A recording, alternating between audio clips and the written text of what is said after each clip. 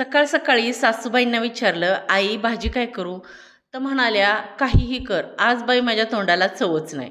मग म्हटलं सासूबाईंच्या तोंडाची चव वापस आणलीच पाहिजे. मग केली मस्त लसूण चटणी. आज आपण याचीच रेसिपी पाहूयात.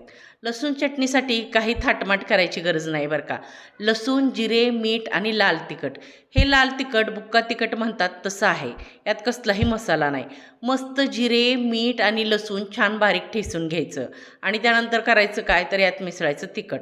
तिखट मिसळल्यानंतर छान मिक्स करून परत हे छान ठेचून घ्यायचं. ही लसूण चटणी अगदी वर्ल्ड फेमस आहे बरं का. जेव्हा तोंडाची चव नसते, ताप आलेला असतो, आजारपणात किंवा मग प्रवासात निघाला असाल तर 8-10 दिवस ही लसूण चटणी आरामात टिकते.